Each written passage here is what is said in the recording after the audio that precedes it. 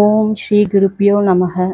त्वमेव माता च पिता त्वमेव त्वमेव बन्धुश्च सखा त्वमेव त्वमेव विद्या द्रविणं त्वमेव त्वमेव सर्वं मम தேவ தேவ. குருவை வணங்கி உரையை தொடர்கிறேன். அனைவருக்கும் வணக்கம். இந்த 2 நாள் வகுப்பில் முதல் வகுப்பில் வேதாந்த அறிமுக வகுப்பில் காலையில் ராஜா ஐயா நித்தியம் எது அனித்தியம் எது, நித்திய வஸ்து எது அனித்திய வஸ்து எது அப்படின்னு சொல்லி நமக்கு காட்டி கொடுத்தாரு. அதுக்கப்புறம் நம்ம ஆச்சாரியா கற்பகம் அவங்க பஞ்ச கோஷங்கள் பற்றி சொல்லி எது நான் அல்ல அப்படின்னு சொல்லி நமக்கெல்லாம் விளக்கமாக புரிய வச்சாங்க. இப்போ நம்ம பார்க்க போகிறது ஷரீரத்ரயம் அப்படிங்கிற தலைப்பில் நம்ம பார்க்க போகிறோம். இந்த உலகத்தில் நிறைய உயிரினங்கள் இருக்குது இல்லைங்களா? நம்ம குட்டி எறும்பிலிருந்து புழு, பூச்சி, மீன் வகைகள், பூனை, நாய், பறவைகள், விலங்குகள்னு எவ்வளவோ இருக்குது இல்லைங்களா? அத்தனைக்கும் இந்த உலகத்தில் உயிர் வாழணும் அப்படின்னா ஏதோ ஒரு விஷயம் தேவைப்படுது. இந்த உலகத்திலிருந்து அதை ஏதாவது வாங்கிக்கணும், திருப்பி அதை ஏதாவது செயல் செய்யணும். அப்போ தான் இந்த உலகத்தில் அதனால் உயிர் வாழ முடியும். எந்த உயிரினமாக இருந்தாலும் உயிர் வாழ்றதுக்கு இந்த உலகத்திலிருந்து அறிவை வாங்கிக்கணும், அந்த அறிவை வச்சுக்கிட்டு ஏதாவது செயல் செய்யணும். அப்போ தான் அதோட உயிரை தக்க வச்சுக்க முடியும்.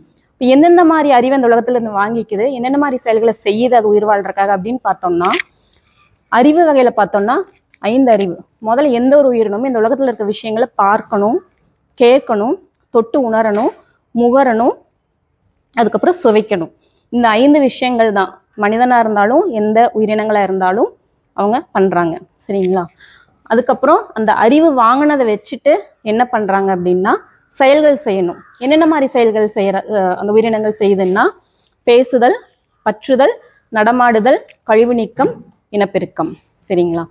இப்போ ஒரு உதாரணத்துக்கு அறிவுல கேட்டல் அப்படின்னு எடுத்துட்டோம்னா, நம்ம ஸ்கூலில் படிச்சிருப்போம் மனுஷங்களோட கேட்கிற செவித்திறன் 20 ஹெர்ட்ஸ்லேருந்து 20,000 ஹெர்ட்ஸ் வரைக்கும் இருக்குது அப்படின்ட்டு. நம்ம யானை, திமிங்கலம் அதெல்லாம் பார்த்தோம்னா 20 ஹெர்ட்ஸுக்கும் குறைவாக இருக்கிற சப்தங்களை கூட அதனால் உணர முடியும். வௌவால், பூனை மாதிரி உயிரினங்கள் பார்த்தோம்னா 20,000 ஹெர்ட்ஸுக்கும் மேலே இருக்கிற சவுண்ட்ஸ் எல்லாம் கூட அதனால் கேட்க முடியும். அப்போ ஒவ்வொரு உயிரினங்களுக்கும் இந்த மாதிரி வேறுபாடுகள் எல்லாம் இருக்குது இல்லைங்களா? இது பொதுவான விஷயங்களாக இருந்தாலும், இந்த அறிவுகளும் செயல்களும் பொதுவான விஷயங்களாக இருந்தாலும் ஒவ்வொரு உயிரினங்களோட உடல் அமைப்புக்கு தகுந்த மாதிரியும் அது இந்த உலகத்தில் உயிர் வாழ்கிறதுக்கு தகுந்த மாதிரி அதோட தகவமைப்பு அமைஞ்சிருக்கு. அப்போ இந்த உயிரினங்கள், பறவைகள், விலங்குகள், தாவரங்கள், இதை பற்றியெல்லாம் தெரிஞ்சுக்கணும் அப்படின்னா நமக்கு விஞ்ஞானிகள் இருக்காங்க, மருத்துவர்கள், விஞ்ஞானிகள் எல்லாம் இருக்கிறாங்க. மனிதனை பற்றி தெரிஞ்சுக்கணும் அப்படின்னா அதுக்கு நம்ம என்ன பண்ணுறது? மனிதனை பற்றி தெரிஞ்சுக்கிறதுக்கு நமக்கு என்ன இருக்குது? எனக்கு தான் ஏற்கனவே தெரியுமே. இப்போ நீங்கள் யார் அப்படின்னு கேட்டால் எனக்கு தான் என்னை பற்றி தெரியுமே, நான் இதுக்கு என்னை பற்றி தெரிஞ்சுக்கணும் அப்படின்னு சொல்லிட்டு கேள்வி கேட்போம் இல்லைங்களா? இப்போ நீங்கள் யாருன்னு கேட்டால் நீங்கள் என்ன சொல்லுவீங்க? என்னோட பேர் இது, என்னோட நிறம் இது, என்னோட உடல் ஹைட்டு, வெயிட்டு எல்லாம் சொல்லுவோம். இல்லை நான் படித்த படிப்பு, என்னோட பொருளாதார நிலைமை என்ன, இல்லை நான் வசிப்பிடம் என்ன, இந்த மாதிரி விஷயங்களை தான் சொல்லுவோம். இது எல்லாத்துக்கும் தெரிஞ்சது தான். இந்த விஷயங்கள் எல்லாமே நம்ம மேலே இப்போ பார்க்குற விஷயங்கள் வச்சு நம்ம சொல்கிறோம் இல்லைங்களா? ஆனால் இதுக்கு மீறிய சில விஷயங்களும் இருக்குது. ஓகேங்களா? அப்போ அதை எப்படி தெரிஞ்சுக்கிறது? அது இல்லை இதே விஷயங்களை நான் எப்படி பறவைகள், மிருகங்கள் எல்லாத்துக்கும் விஞ்ஞானிகள் ஆராய்ச்சி செஞ்சு கண்டுபிடிக்கிறாங்க. அதே மாதிரி மனித உடலை பற்றியும் தெரிஞ்சுக்கிறதுக்கு மருத்துவர்கள் டாக்டர்கிட்ட போனால் சொல்லிட போகிறாங்க. உடம்புல என்னென்ன உள்ளுறுப்புகள் என்ன இருக்குது, வெளியுறுப்புகள் நானே கண்ணில் பார்த்துக்கிறேன், உள்ளுறுப்புகள் என்ன இருக்குன்னு டாக்டர் சொல்லிட போகிறாரு. இல்லை அந்த உள்ளுறுப்புகளையும் எப்படி ஃபங்க்ஷன் ஆகுது பார்க்கணும், இன்னும் டீப்பாக சயின்டிஸ்ட் அதுக்கு இருக்காங்க, தெரிஞ்சுக்கிறாங்க அப்படின்னு சொல்லிடலாம்.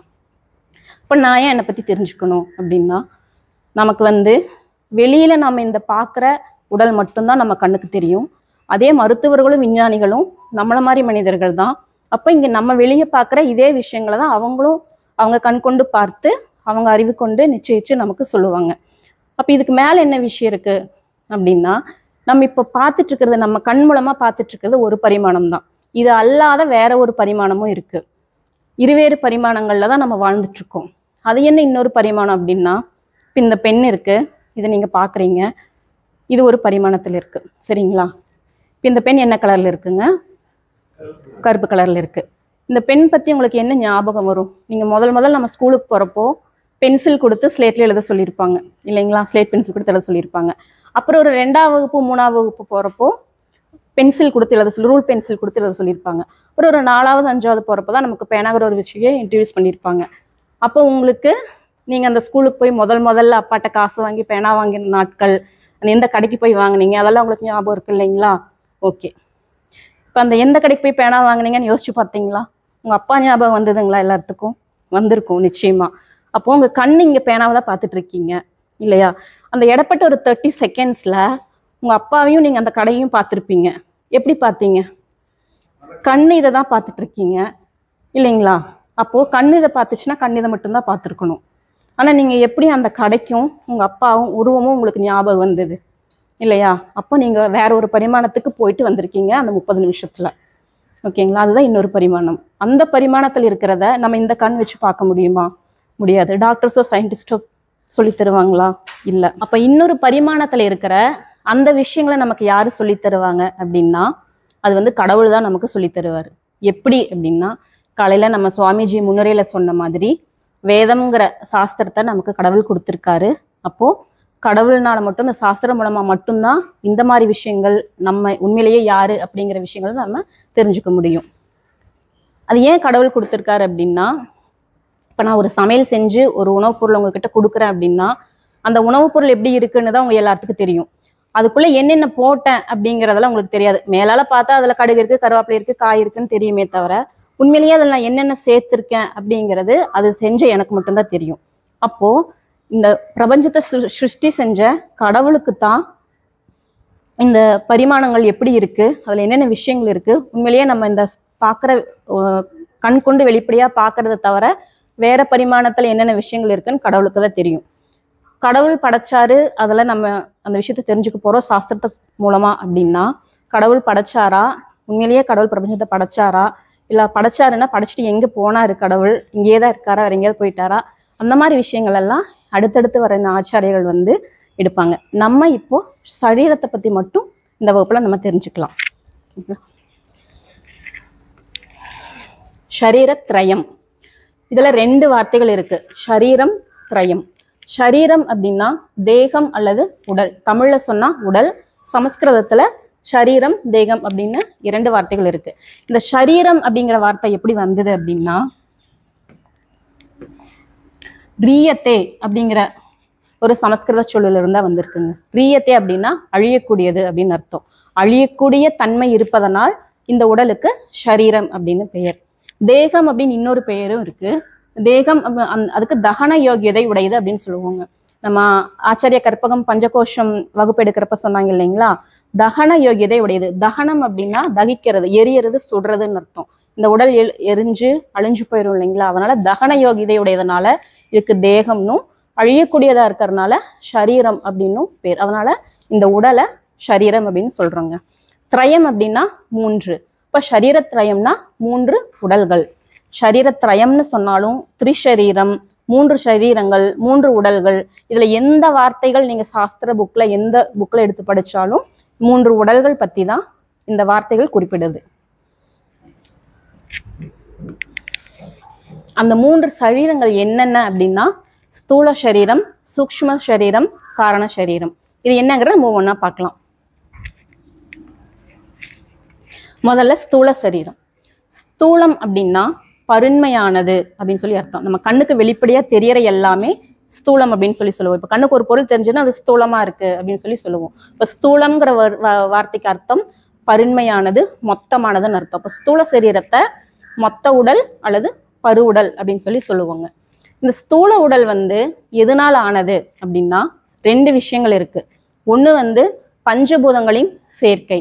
என்னென்ன பஞ்சபூதங்கள் நமக்கு தெரியும் இல்லைங்களா, ஆகாயம், வாயு, அக்னி, நீர், நிலம். இந்த 5 பஞ்சபூதங்கள் சேர்ந்து உருவானது தான் ஸ்தூல சரீரம். அது எப்படி சேருது அப்படின்னா பஞ்சீகரணம் அப்படிங்கிற ஒரு முறைப்படி சேருது. அந்த பஞ்சீகரணம்ங்கிறது என்ன முறைங்கிறத நம்ம பின்னாடி பார்ப்போம். இப்போதைக்கு ஸ்தூல உடல் வந்து பஞ்சபூதங்களின் சேர்க்கையால் ஆனது அப்படிங்கிறத மட்டும் நம்ம புரிஞ்சு வச்சுப்போம். சரி, பஞ்சபூதங்கள்னால் ஆனது. 5 பஞ்சபூதங்கள் நமக்கு தெரியும் இருக்குன்னு. இந்த 5 பஞ்சபூதங்கள் ஆனதுதான் இந்த மனித உடல்னா அதே பஞ்சபூதங்கள் தானே, ஆகாயம், வாயு, அக்னி, நீர், நெருப்பு பஞ்சபூதங்கள் தான் இருக்கு. அப்ப எல்லா மனிதர்களும் ஒரே மாதிரி இருக்கணும்ல, அப்படியா இருக்கும்? ஒவ்வொரு மனிதர்களுக்கும் எத்தனை வேற்றுமை, எல்லா உருவ அமைப்புலையாகட்டும். ஒருத்தருக்கு பார்வை தெரியுது, ஒருத்தர் பார்வை தெரியறது இல்லை. இல்லைங்களா? ஒருத்தருக்கு வாய் பேச முடியுது, பேச முடியறதில்ல, எவ்வளவோ விஷயங்கள் உடல் அளவையும் மனதளவையும் எவ்வளவோ விஷயங்கள் வேறுபாடு இருக்கு. அப்ப ஏதோ ஒரு விஷயம் இருக்கு, அந்த வேறுபாடை கொடுக்கிற மாதிரியான விஷயங்கள் இருக்கு. அது என்ன அப்படின்னா சத்கர்ம ஜன்யம். கர்மம் அப்படின்னா செயல், ஜனனம் ஜன்யம் அப்படின்னா பிறத்தல். சத் அப்படிங்கிறது வந்து நல்ல, இந்த இடத்துல சத் அப்படிங்கிறதுக்கான பொருள் நல்ல. அப்போ நல்ல செயல்களால் பிறந்தது தான் இந்த சத்கர்ம, இந்த ஸ்தூல உடல். சத்கர்ம ஜன்யத்தால் பிறந்தது ஸ்தூல சரீரம். அது என்ன சத்கர்ம ஜன்யம் அப்படின்னா 3 விதமான கர்மங்கள் இருக்கு. பாவம், புண்ணியம், மிஸ்ரம். நம்ம ஒரு செயல் செஞ்சோம் அப்படின்னா அதுக்கு ஏதாவது ஒரு விளைவு விளையும். அது நம்ம தர்மப்படி செஞ்சோம்னா அது வந்து புண்ணியமா இருக்கும். அதர்மப்படி செஞ்சோம் அப்படின்னா அதோட விளைவு வந்து பாவமா இருக்கும். மிஸ்ரம் அப்படிங்கிறது நம்ம முழுக்க பாவமும் செஞ்சு வாழ்றதில்ல, முழுக்க புண்ணியமும் செஞ்சு வாழ்றதில்ல, ரெண்டும் கலந்துதான் செய்யறோம் இல்லைங்களா? முழுக்க புண்ணியமே நல்ல செயல்களே செஞ்சு வாழ்ந்தோம் அப்படின்னா நம்ம குருஜி மாதிரி தான் நம்ம இருப்போம். நம்ம அப்படி ஆகணும்னா தான் ட்ரை பண்ணிட்டு இருக்கோம். அதனால இப்போ நம்ம மிஸ்ரம் தான். இது பாவகர்மா, புண்ணிய கர்மா, மிஸ்ர கர்மான்னு சொல்லுவோம். இந்த பாவங்கள் மட்டுமே நிறைய செஞ்சிருக்கோம், அதாவது அளவுல வந்து ரொம்ப அதிகமான அளவுல பாவங்கள் இருந்ததுன்னா அவங்க வந்து ஒன்னா மிருகங்களா இருப்பாங்க, பிறந்திருப்பாங்க, இல்லாட்டி கீழுலக வாழ்க்கை அவங்களுக்கு கிடைச்சிருக்கும். புண்ணியங்கள் அதிகமா செஞ்சிருந்தோம் அப்படின்னா அவங்க வந்து மேலுலகத்துல தேவர்களா இருப்பாங்க, அதுக்கு மேலுலகங்கள் இருப்பாங்க. ரெண்டும் கலந்து பாவமும் புண்ணியமும் இருக்கிறனாலதான் மனிதர்களா நம்ம பூமியில பிறந்திருக்கோம். அதுலயும் கொஞ்சம் புண்ணியம் வந்து அதிகமா தான் செஞ்சிருக்கணும், பாவத்தை விட 50% நம்ம எக்ஸாக்டா பிரிக்க முடியாது. கொஞ்சம் புண்ணியம் அதிகம் செஞ்சதுனாலதான் நம்ம வந்து மனிதர்களா பிறந்திருக்கோம். அந்த கலப்புக்கு பேரு, பாவ புண்ணிய கலப்புக்கு பேரு தான் மிஸ்ரம் அப்படின்னு சமஸ்கிருதத்துல சொல்லுவாங்க. இதுக்கு பேர் கலப்பு கர்மா. மிஸ்ரம் அப்படிங்கிற வார்த்தைக்கு வந்து கலப்பு கர்மான்னு தமிழ்ல புரிஞ்சுக்கலாம். சரிங்க. இதுதான் எதனால் ஆனது, ஸ்தூல சரீரம் எதனால் ஆனதுன்னா பஞ்சபூதங்களின் சேர்க்கையினாலையும் சத்கர்ம ஜன்யத்தினாலையும் ஆனதுதான் இந்த ஸ்தூல சரீரம். அடுத்து இந்த ஸ்தூல சரீரத்தோட தன்மை என்ன அப்படின்னா எப்படி வந்துச்சுன்னு தெரிஞ்சுக்கிட்டோம். எதுக்கு அப்படி ஒண்ணு உருவாச்சுன்னா எதுக்காக உருவாயிருக்கணும், அது ஒரு கேள்வி வருது இல்லைங்களா நமக்குள்ள. அப்ப அது அதோட தன்மை என்ன அப்படின்னா சுக துக்க போக ஆயத்தனம். சுகம் அப்படின்னா இன்பம், துக்கம்னா துன்பம். இந்த 2 வார்த்தைகளுக்கும் நமக்கு அடிப்படையாவே எல்லாத்துக்கும் அர்த்தம் தெரியும். இந்த போகம் அப்படிங்கிறது என்னன்னா அனுபவம். வீடு போகியத்துக்கு இருக்கிறது அப்படின்னா அதை அனுபவிக்கிற உரிமை மட்டும் நமக்கு இருக்குன்னு சொல்லுவோம் இல்லைங்களா, லீஸுக்கு எடுக்கிறது சொல்லுவோம், அந்த மாதிரி. இப்போ போகம்னா அனுபவம். இந்த ஆயதனம் அப்படிங்கிற வார்த்தைக்கு அர்த்தம் நுழைவாயில். இந்த கதவு ஜன்னல் எல்லாம் இருக்கு இல்லைங்களா, இப்போ நம்ம ஒரு டிக்கெட் வாங்க போனா டிக்கெட் கவுண்டர் இருக்கு, அந்த மாதிரி ஒன்று உண்டல் நுழையறதுக்கான இடம், அதுதான் இந்த ஆயதனம் அப்படின்னு சொல்லுவாங்க.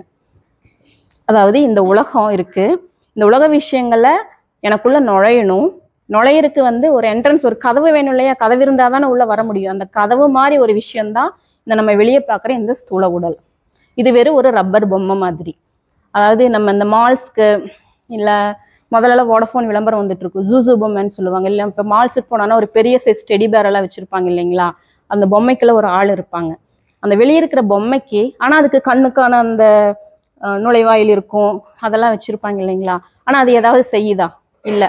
அதுக்குள்ள இருக்கிற மனுஷன்தான் வந்துட்டு அந்த கண்ணு வழியா வந்து அவன் வெளியே பார்க்கறான் இந்த உலகத்தை. அந்த மாதிரி இந்த நம்ம வெளியே பார்க்குற ஸ்தூல உடல் வந்துட்டு இந்த உலக விஷயங்கள் உள்ள போறதுக்கான ஒரு நுழைவாயில், அவ்வளவுதான்.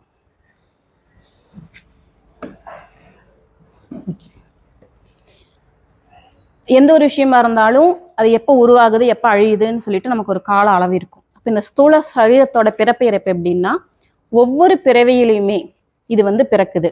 நம்ம முன்னாடி பார்த்தோம் சத்கர்ம ஜன்யத்தினாலதான் ஸ்தூல சரீரம் வந்து உருவாகுது அப்படின்னு சொல்லிட்டு. அப்போ அந்த கர்மங்கள் நான் எப்போ செஞ்சிருப்பேன், இப்போ ஒரு குழந்தை பிறக்குது, அந்த குழந்தை பிறக்குது அப்படின்னா அது கர்மங்கள் செஞ்சிருக்கணும் இல்லையா, அதனாலதான் அந்த குழந்தை உடல் உருவாகி வந்துருக்கு. ஸ்தூல உடலே வந்து அப்பா அம்மாவான உருவால அந்த ஸ்தூல உடல் வந்து கிடைச்சிருக்குன்னா சத்கர்ம ஜன்யத்தினால. அப்போ அது எப்போ நடந்திருக்கும் அப்படின்னா கடந்த பிறவிகளில் நடந்திருக்கும்.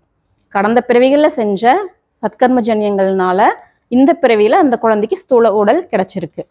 அப்போ இந்த குழந்தை வளர வளர இன்னும் அது பாவ புண்ணியங்கள் எல்லாம் செய்யும் இல்லைங்களா, அந்த கர்மங்கள்னா அடுத்த பிறவியில அதுக்கு பிறவி கிடைக்கும்.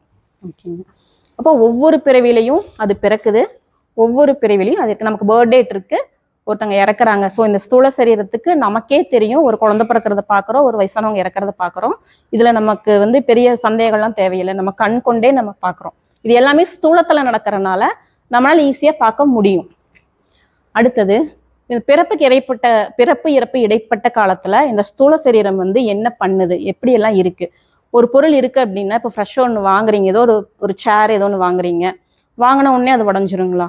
இல்லை, அதுக்கு ஒரு குறிப்பிட்ட காலம் வேணும். அது பயன்படுத்தி அது தேய்மானம் அடைஞ்சு கொஞ்ச நாள் கழிச்சு அது அழியும் இல்லைங்களா? அப்போது எந்த ஒரு ஸ்தூல பொருளுக்குமே அழியறதுக்கு முன்னாடி ஏதோ ஒன்று ஒரு மாற்றம் நடக்குது. ஒரு வீடு எடுத்துட்டாலும் அப்படித்தான். ஒரு 50 வருஷம் ஆகுது அப்படின்னா, கட்டினதுலேருந்து ஒரு 50 வருஷம் கழிச்சு இடைப்பட்ட இதில் ஏதோ மாற்றங்கள் நடக்குது. அது என்ன, அந்த மாதிரி ஸ்தூல சரீரத்துக்கு என்ன மாற்றங்கள் நடக்குது அப்படின்னா, அதை 6 விதமான மாற்றங்கள் நடக்குதுங்க. அதை சமஸ்கிருதத்தில் ஷட் விகாரங்கள் அப்படின்னு சொல்லுவாங்க. ஷட்டுன்னா 6, விகாரம்னா மாற்றம். 6 விதமான மாற்றங்கள் இந்த ஸ்தூல சரீரத்துக்கு நடக்குது. அது என்னென்ன அப்படின்னா, முதல் வந்து அஸ்தி. அஸ்தி அப்படின்னா இருத்தல் அப்படின்னு பொருள். அதனால இருத்தல் அப்படிங்கிறது அஸ்திக்கு பொருள். இதை வந்து நம்ம ஆஸ்திகம் நாஸ்திகம் சொல்லுவோம் இல்லைங்களா? ஆஸ்திகர்கள் நாஸ்திகர்கள்னு சொல்றோம் இல்லைங்களா? ஏன் அவங்கள வந்து பொதுவாக நமக்கு என்ன தெரியும், கடவுளை நம்புறவங்க ஆஸ்திகர்கள், கடவுளை நம்பாதவங்க நாஸ்திகர்கள் அப்படின்னு சொல்லுவோம். ஆனால் அஸ்தி அப்படிங்கிற சொல்லுக்கு இருத்தல் அப்படிங்கிற பொருள். அப்போ கடவுள் இருக்காங்க அப்படின்னு நம்புறனால தான் அவங்களுக்கு ஆஸ்திகர்கள்னு பேரு. ஓகேங்களா? ந அஸ்தி அப்படின்னா இல்லை அப்படின்னு அர்த்தம். அஸ்தினா இருத்தல், ந அஸ்தினா இல்லைன்னு அர்த்தம். கடவுள் இல்லை அப்படின்னு சொல்றதுனால தான் அவங்களுக்கு நாஸ்திகர் அப்படிங்கிற பேர். இது டாபிக்கு சம்மந்தப்பட்டதில்லை, இந்த பொருள் வந்தனால உங்களுக்கு தெரிவிக்கணும் அப்படிங்கிறதுக்காக, புதுசா இருக்கு அப்படிங்கிறதுக்காக நன்றி. முதல் விஷயம் அஸ்தி இருத்தல் அப்படின்னா, முதல்ல அந்த கரு வந்து அம்மாவோட வயிற்றுல அந்த குழந்தை உருவாக்க அந்த கரு இருக்கணும் இல்லைங்களா? சிலதெல்லாம் நமக்கு சில மாதங்கள் கழிச்சு இல்லாமல் போயிடுது, எல்லாத்துக்கும் தெரிஞ்ச விஷயம்தான். இப்போ முதல் விஷயம், இந்த ஸ்தூல உடல் இருக்கணும் அப்படின்னா அந்த அஸ்திங்கிற ஒரு பண்பு தேவைப்படுது. முதல்ல அது இருக்கணும், அம்மாவோட வயிற்றுல கருவா அது முதல்ல இருக்கக்கூடிய தன்மை அதுக்கு இருக்கணும். இரண்டாவது வந்து ஜாயத்தை. ஜா அப்படின்னா பிறத்தல், இருக்கிறது, பிறக்குது. அடுத்தது வர்த்ததே அப்படின்னா வளருதல். இதோட வேர்ச்சொல் வந்து விருத் அப்படிங்கிற வேர்ச்சொல்ல இருந்து வந்திருக்குங்க, சமஸ்கிருத சொல். விருத் அப்படின்னா வளர்ச்சின்னு அர்த்தம். அப்போ வர்த்ததே அப்படின்னா வளருதல். வளருதல் என்னவா வளர்றாங்க? குழந்தை பிறந்ததுல இருந்து வளரும் இல்லைங்களா? முதல்ல குழந்தை கருவில் இருக்குது, அப்புறம் பிறக்குது, அப்புறம் குழந்தை வந்து வளருது. அடுத்தது விபரிணமதே. விபரிணமதே அப்படிங்கிறது பரிணாமம் அப்படிங்கிற வார்த்தை நமக்கு எல்லாத்துக்குமே தெரியும். பரிணாமம்னா என்னன்னா, ஒன்னுல இருந்து இன்னொன்னா மாறுறது, பரிணாமம் அடையிறது, மாற்றங்கள் அடையிறதுன்னு சொல்லுவோம் இல்லையா? ஒரு குழந்தை என்னவா மாறுது? இளைஞனா இருக்கும், குழந்தையா இருக்கும், அப்புறம் இளைஞனா இருப்பான், அப்புறம் கொஞ்சம் வயசு இருந்து முதுமை அடைவாங்க இல்லையா? இந்த மாதிரி மாற்றங்கள், இந்த மாதிரி பரிணாமம் அடைகிறது தான் விபரிணமதே. அடுத்தது அபஷியதே. ஷியத்தே அப்படின்னா அழிதல் என்று பொருள். அபஷியதேங்கிறதுக்கு அழிதல். இல்லை என்ன சொல்லலாம்னா, மன்னிக்கணுங்க, சாரி மன்னிக்கணும். ஷியத்தே அப்படின்னா தேய்தல் அல்லது நலிதல். குழந்தை பிறந்து வளர்ந்து மாற்றங்கள் அடைஞ்சு முதுமை வந்ததுக்கப்புறம் என்ன நடக்கும்? ஒவ்வொரு விஷயங்களா நமக்கு நோய் வரும், மூட்டு வலிக்கும், உடல் உள்ளுறுப்புகளில் ஏதாவது ப்ராப்ளம் வரும், எல்லாம் நடந்து தேய்மானம், ஒவ்வொன்றா தேய்மானம் அடையுது இல்லைங்களா? அதுதான் இந்த அபஷியதை அப்படிங்கிறது. அடுத்தது வினஷ்யதி. நஷ் அப்படின்னா, நஷ்னா அழிதல் அப்படின்னு அர்த்தங்க. அதாவது இந்த இடத்துல வினஷ்யதை அப்படிங்கிறது மரணத்தை குறிக்குது, மரணம். ஸ்தூல சரீரம் குழந்தை பிறந்ததுல இருந்து இறக்குற வரைக்கும் இந்த 6 விதமான மாற்றங்களுக்கு உட்படுது.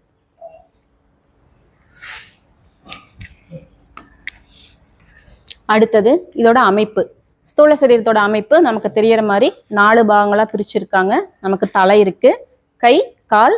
தலை கை கால் அல்லாத நம்மளுடைய உடல், உடல்னா அந்த உள்ளுறுப்புகளும் சேர்ந்தது. இதுதான் வந்துட்டு ஸ்தூல சரீரத்தோட அமைப்பு. இந்த ஸ்தூல சரீரம் பார்த்தீங்கன்னா ஒரு வீடு மாதிரி தான்.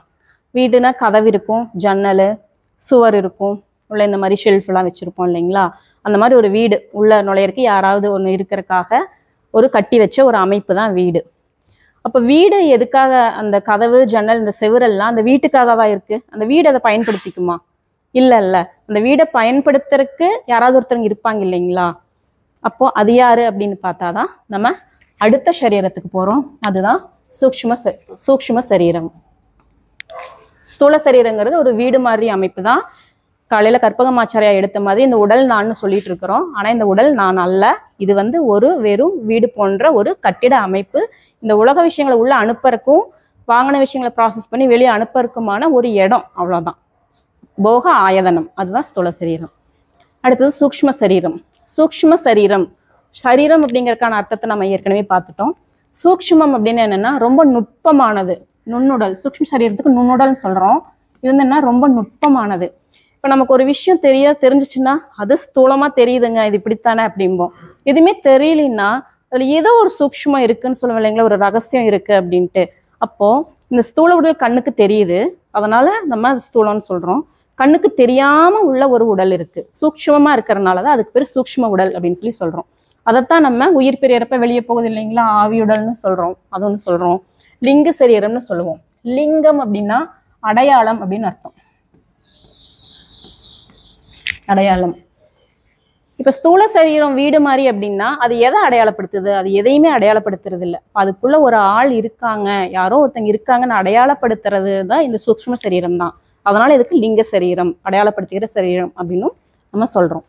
இந்த சூக்ஷ்ம சரீரம் எதனால் ஆனதுன்னா இது பஞ்சமகாபூதங்களால் ஆனதுதான். ஆனா ஏன் அங்க பஞ்சபூதங்கள்னு போடாம பஞ்ச மகாபூதங்கள் அப்படின்னு போட்டிருக்கேன்னா இது வேற. இப்ப நம்ம கண்ணுக்கு தெரியற ஆகாயம், வாயு, அக்னி அந்த பஞ்சபூதங்கள் கிடையாது.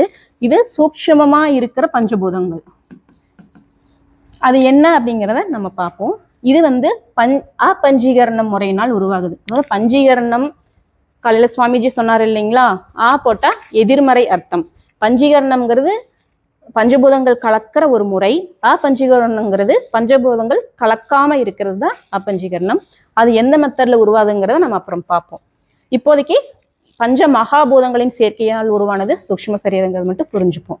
அடுத்தது அதே மாதிரி சத்கர்மஜன்யம், இதுவும் பஞ்ச மகாபூதங்களின் சேர்க்கையால் மட்டும் ஆயிருந்ததுன்னா எல்லாரோட மனநிலையும் ஒரே மாதிரி இருக்கணும். ஸ்தூல சரீரத்துல என்ன பார்த்தோம், எல்லாரோட உடல் அமைப்பு ஒரே மாதிரி இல்லை, வேற வேற மாதிரி இருக்குன்னு பார்த்தோம். இது சூட்சும சரீரம் உள்ள இருக்கு. அப்போ எல்லாத்தோட அறிவு மனசெல்லாம் ஒரே மாதிரி இருக்குங்களா? இல்லைல்ல. ஒருத்தரோட அறிவு ஒருத்தர் ஒன்று படிச்சிருக்கோம், ஒருத்தவங்க படிக்காம இருக்கோம், ஒருத்தருக்கு சமையல் தெரியும், ஒருத்தங்களுக்கு ஸ்போர்ட்ஸ்ல பெஸ்டா இருக்கிறாங்க. எல்லாத்தோட அவங்களோட அறிவு மனசு, ஒருத்தவங்க கோபமா இருக்காங்க, ஒருத்தவங்க சந்தோஷமா சிரிச்சிட்டு இருக்காங்க இல்லையா. ஒரே இடத்துல உட்காந்துட்டு இருந்தாலும் ரெண்டு பேர்த்தோட மனநிலை வந்து வேற மாதிரி இருக்கு. அப்போ அதுலயும் வித்தியாசம் இருக்கு இல்லைங்களா. அதுவும் இதனால அப்படின்னா இந்த சத்கர்மஜன்யத்தினாலதான். அதாவது சத்கர்மஜன்யம் இருந்தாதான் இந்த சூக்ஷ்ம சரீரமே உருவாகும். சூக்ஷ்ம சரீரம் இந்த உலகத்தை அனுபவிக்கணும்னா அதுக்கு ஸ்தூல உடல் ஒன்று வேணும். அப்போ ஸ்தூல உடல் உருவாவதற்கும் சூக்ஷ்ம உடல் ரெண்டு உருவாகிறதுக்குமே சத்கர்ம ஜன்மம் அப்படிங்கிறது கண்டிப்பா வேணும். அதனாலதான் நம்ம இங்க எல்லாம் இப்போ உட்காந்து பேசிட்டு இருக்கோம் சத்கர்ம ஜன்யத்தினால. சரிங்க. அடுத்து இதோட தன்மை என்ன அப்படின்னா சுக துக்க போக சாதனம். சுகம் இன்பம், துக்கம் துன்பம், போகம்னா அனுபவம். இங்க சாதனம். அங்க ஆயதனம் பார்த்தோம், ஆயதனம்னா ஒரு நுழைவாயில் அப்படின்னு பார்த்தோம். இங்க சாதனம் அப்படின்னா கருவி. அதாவது இது வந்து ஒரு இடம்தான், இந்த சுகத்தையும் துக்கத்தையும் அனுபவிக்கிறதுக்கான ஒரு இடம்தான் ஸ்தூல சரீரம். அதை அனுபவிக்கிறது யாருன்னா இந்த சூக்ஷ்ம சரீரம் தான். ஒரு கருவியா இருந்து அனுபவிக்கிறது இந்த சூக்ஷ்ம சரீரம் தான். இந்த ஸ்தூல உடல், நம்ம கண்ணுல பார்க்குற ஸ்தூல உடலுக்கு எந்த வேலையும் இல்லை. இந்த சூக்ஷ்ம சரீரம் தான் மொத்தமும். இதோட பிறப்பு இறப்பு எப்படி இருக்கு அப்படின்னா இந்த சூக்ஷ்ம சரீரத்துக்கு பிறப்பே இல்லைங்க. அது அனாதி. ஆதி அப்படின்னா துவக்கம் இருக்கிறது, அன் ஆதி அப்படின்னா துவக்கம் இல்லாதது. ஏன் துவக்கம் இல்லை அப்படின்னா இப்போ நான் இந்த பிறவியில நான் பிறந்திருக்கேன்னா போன பிறவியில செஞ்ச பாவ புண்ணியங்கள்னால, போன பிறவி அதுக்கு முந்தின பிறவியில செஞ்ச பாவ புண்ணியங்கள்னால. அப்போ இந்த பிறவி எப்போதான் ஆரம்பிச்சுது அப்படின்னா அது நமக்கு தெரியாது. கோடான கோடி பிறவிகளா நம்ம பாவ புண்ணியங்கள் செஞ்சு பிறந்துட்டே தான் இருக்கும். அது வந்து அனாதி. ஆனா இறப்பு, ஸ்தூல சரீரத்துக்கு இறப்பு இருக்குன்னு பார்த்தோம். சூக்ஷ்ம சரீரத்துக்கு இறப்பு இருக்கா அப்படின்னா இருக்கு. எப்போன்னா விதேக முக்தி. தேகம்னா உடம்பு இல்லைங்களா, விதேக முக்தி. ஞானிகள் வந்துட்டு ஞானம் பெற்று முக்தி அடைஞ்சு ஜீவன் முக்தர்களாக வாழ்ந்து அவங்களோட ஸ்தூல சரீரம் அழியிறப்போ இந்த சூக்ஷ்ம சரீரமும் அழிஞ்சிரும். ஆனால் நம்ம முக்தி அடையாத வரைக்கும், நம்ம இந்த மாதிரி அஞ்ஞானிகளாக இருக்கிற, ஞானம் பெறாமல் இருக்கிற வரைக்கும் நம்ம சூக்ஷ்ம சரீரத்துக்கு இறப்பு கிடையாது. இந்த இறப்பு வந்து ஞானிகளுக்கு மட்டும், ஜீவன் முக்தராக இருந்து விதேக முக்தியாகிறவங்களுக்கு மட்டும்தான் சூக்ஷ்ம சரீர இறப்புங்கிறது இருக்குது. அப்படி முக்தி அடையலைன்னா இன்னும் நம்ம பல கோடி பிறவிகள் பிறந்து இன்பத்தின் மூலம் அனுபவிச்சுட்டு தான் இருக்கணும். அதுக்காக தான் இந்த சத்சங்கத்தில் கூடி வேதாந்த அறிமுகத்துக்காக நம்ம எல்லாம் வந்திருக்கோம். அடுத்தது அமைப்பு. ஸ்தூல சரீரம், தலை, கை, கால் அமைப்பு இருக்குன்னு பார்த்தோம் இல்லைங்களா. சூக்ஷ்ம சரீரத்தோட அமைப்பு என்ன அப்படின்னா, ஞானேந்திரியங்கள் 5, கர்மேந்திரியங்கள் 5, பிராணன் 5, அந்த கர்ணம் 1. இந்த 4 சேர்ந்தது தான் சூக்ஷ்ம சரீரம்.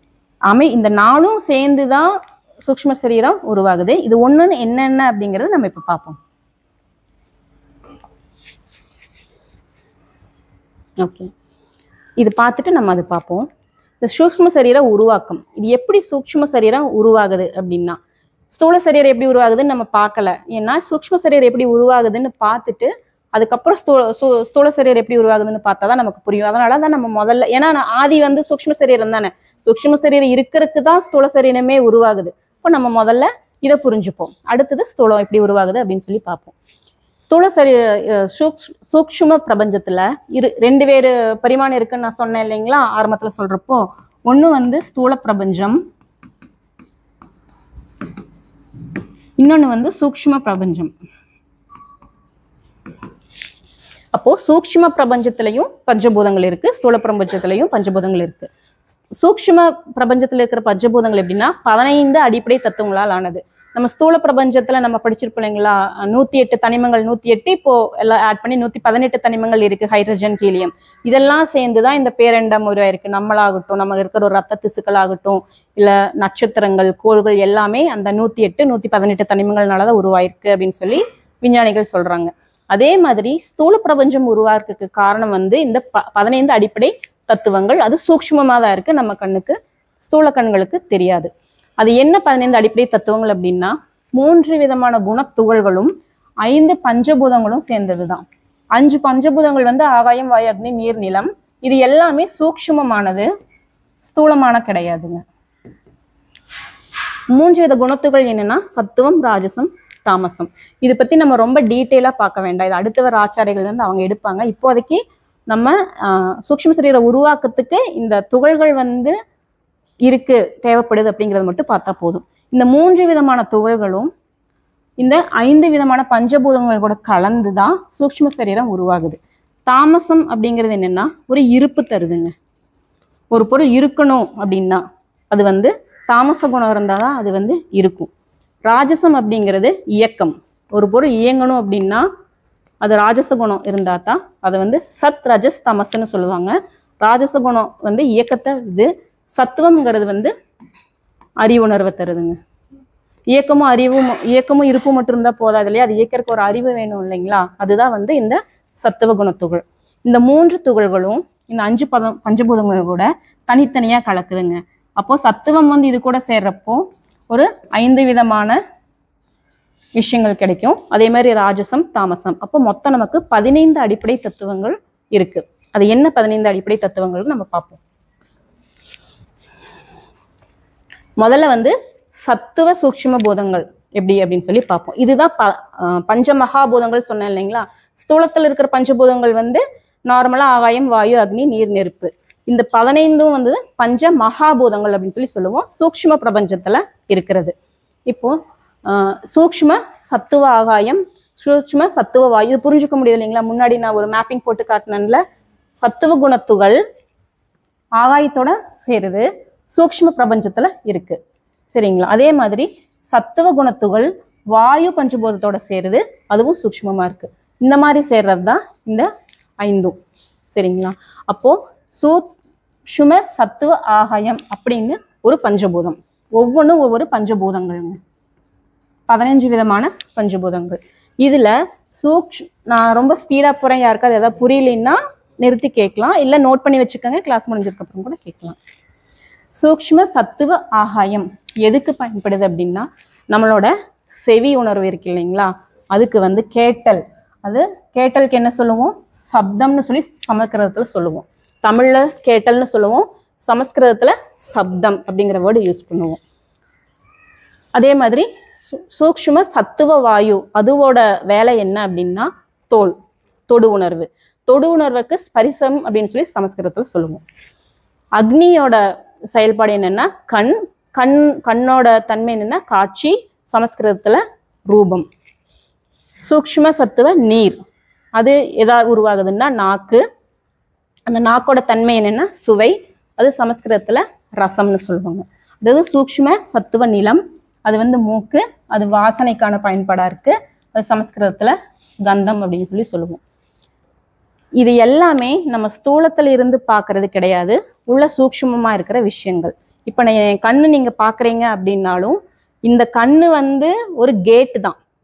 அந்த கேட்ல நீங்க எதுவுமே பண்ண முடியாது, அதை ஜஸ்ட் ஓப்பன் பண்றீங்க, க்ளோஸ் பண்றீங்க. அதுக்குள்ள போய் உள்ள பார்க்கறதுக்கு ஒன்று இருக்கும் இல்லைங்களா, அதுதான் இந்த செவி. இப்போ நம்ம வெளியே பார்க்குற இந்த ரத்தத்தினாலையும் சத எலும்புனாலான இந்த செவி, இந்த மூக்கு, இந்த கண்ணு கிடையாது. இது உள்ள இருக்கிற சூக்ஷ்மமா இருக்கிற பஞ்சபூதங்கள் இது எல்லாமே. சரிங்களா? ஓகே. இப்போ ஒரு பொருள் உருவாகணும் அப்படின்னா அந்த பொருள் செய்யறதுக்கான ஒரு பொருள் வேணும். ஒரு பானை இருக்கு அப்படின்னா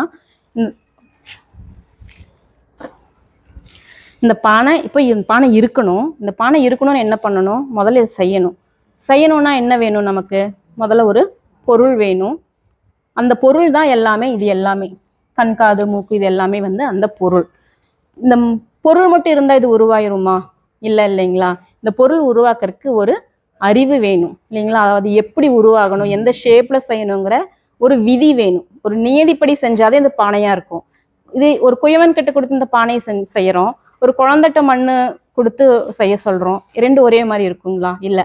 ஒரு விதிப்படி இந்த உருவம், இந்த சைஸ் எனக்கு வேணும் அப்படின்னா அது வந்துட்டு அந்த ஒரு சில நியதிப்படி செஞ்சாதான் அது கரெக்டா இது கிடைக்கும்.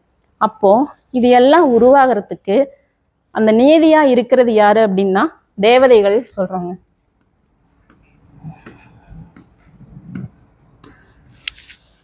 இந்த தேவதைகள் யாரு அப்படின்னா, ஒரு பெரிய ஹாஸ்பிட்டல் இருக்கு. அந்த ஹாஸ்பிட்டல்ல ஒரே ஒரு டிபார்ட்மெண்ட் தான் இருக்குங்களா? நிறைய டிபார்ட்மெண்ட் இருக்கும். நம்ம கண்ணுக்கு போனோம்னா ஒரு இடத்துக்கு பார்ப்போம், மூட்டு பார்க்கணும்னா ஒரு இடத்துக்கு பார்ப்போம். ஒவ்வொருனுக்கும் நிறைய டிபார்ட்மெண்ட்ஸ் இருக்கு இல்லைங்களா. எல்லாத்தையும் ஒரு டாக்டரே மேனேஜ் பண்ண முடியுங்களா? அந்தந்த டிபார்ட்மெண்ட்டுக்குன்னு தனித்தனியான டாக்டர்ஸ், அசிஸ்டன்ஸ் எல்லாமே இருப்பாங்க இல்லைங்களா. அந்த மாதிரி இந்த மொத்த பிரபஞ்சத்தையும் கடவுள் சிருஷ்டி பண்ணினாலும் அவர் ஒருத்தரே எவ்வளோ வேலைகள் பார்க்க முடியும். அதனால தனித்தனி டிபார்ட்மெண்ட்டாக பிரித்து தேவதைகளுக்கு கொடுத்துருக்காரு. ஓகேங்களா. அந்த தேவதைகள் தான் ஒவ்வொரு விஷயங்கள்.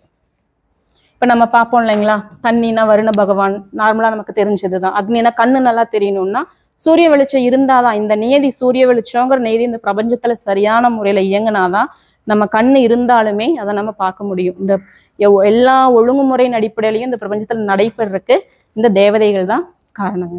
இது எல்லாமே பஞ்சபூதங்கள். அந்த 15 அடிப்படை தத்துவங்கள்ல 5 சத்துவ குண அடிப்படை தத்துவத்தை நம்ம பார்த்துட்டோம். இது தனித்தனியா இருக்கிறப்போ இதெல்லாம் ஞானேந்திரியங்கள் அப்படின்னு சொல்றோம்.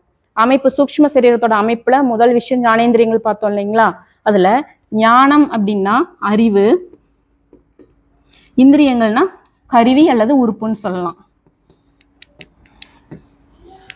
என்ன பண்ணுது அப்படின்னா உலகத்துல இருந்து நமக்கு அறிவு வாங்குது. இந்த விஷயங்கள் வேற ஏதாவது பண்ணுங்களா? முதல்ல அறிவு தானே நமக்கு வாங்குது இல்லைங்களா. வெளிச்சத்தை வாங்குது, சுவை, சப்தம் எல்லாத்தையுமே உள்ள அறிவா தானே நமக்கு உள்ள போகுது. அப்போ இந்த ஞானத்தை தரக்கூடிய கருவியா இருக்கு தனித்தனியா இருக்கிறப்போ. இது எல்லாம் ஒட்டு மொத்தமா சேர்றப்ப என்ன ஆகுதுன்னா அந்த கரணம் அப்படிங்கிற ஒரு அமைப்பு சூக்ஷ்ம சரீரத்துல உருவாகுது. ஞானேந்திரியங்கள் வந்து இது எல்லாம் தான் ஞானேந்திரியங்கள் தனித்தனியா. இந்த அந்த கரணம் என்னங்கிறது அப்படிங்கிறத நம்ம இப்ப பார்ப்போம். அந்த கரணம் வந்து நம்ம அடுத்ததா பார்ப்போம். அடுத்த இன்னும் அந்த 15ல இன்னும் மீதி 10 இருக்கு இல்லைங்களா, அது பார்த்துட்டு அதுக்கப்புறம் போகும். ஓகேங்க. இதுல அடுத்தது முதல்ல சத்துவ குண துகள் பார்த்துட்டோம். அடுத்தது ராஜச குண துகள். இந்த அதே சூக்ஷ்ம பிரபஞ்சத்துல ஆகாயம்ங்கிற பஞ்சபூதத்தோட ராஜச குண துகள் சேர்றப்போ நமக்கு பேசுதல் அப்படிங்கிற உணர்ச்சி கிடைக்குது. பேசுதல் உணர்ச்சிக்கு உண்டான இது வந்து வாய் இல்லைங்களா. ஓகே. அந்த பேசுதல் அப்படிங்கிற செயலுக்கு சமஸ்கிருதத்துல வாக்கு அப்படின்னு சொல்லி சொல்லுவோம்.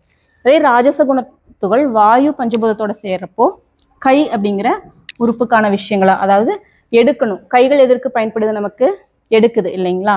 அதை வந்து சமஸ்கிருதத்துல பாணி அப்படின்னு சொல்லி சொல்லுவோம். நம்ம பொதுவாக அவனோட பாணியே சரியில்லை அப்படின்னா என்ன அர்த்தம்னா, இவங்க செய்யற பாணி வேற மாதிரி இருக்கு, அவங்க செய்யற பாணி வேற மாதிரி இருக்கு. அதனால எடுத்தல் அப்படிங்கிறதுக்கு சமஸ்கிருதத்துல பாணின்னு சொல்லுவோம்.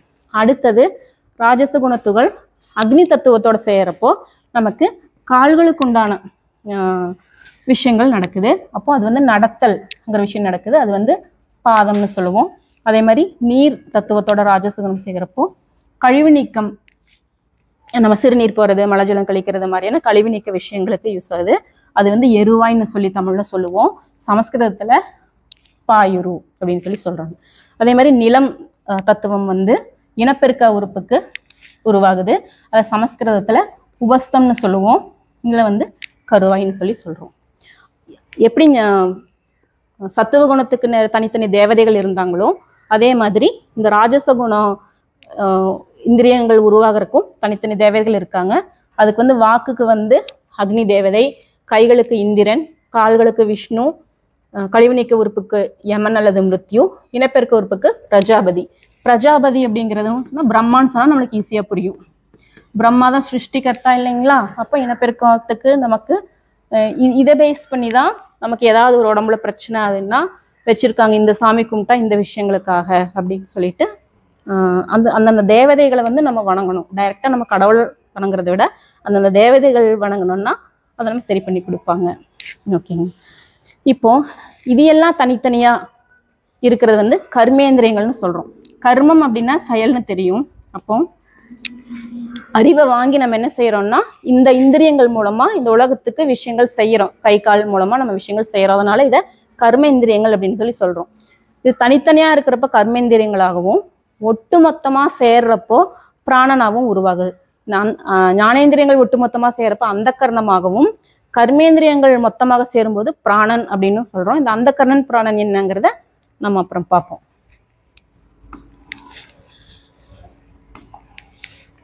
அடுத்தது 15 தத்துவங்கள்ல கடைசி 5 தத்துவம் தாமச தத்துவம். இந்த தாமச தத்துவம் வந்து எதையுமே உருவாக்குறது இல்லை. இப்ப ஞானேந்திரியங்கள் கர்மேந்திரியங்கள் வந்துட்டு அது ஒரு கருவிகளா இருந்து அறிவையும் பெறுது, செயலையும் செய்யுது இல்லைங்களா.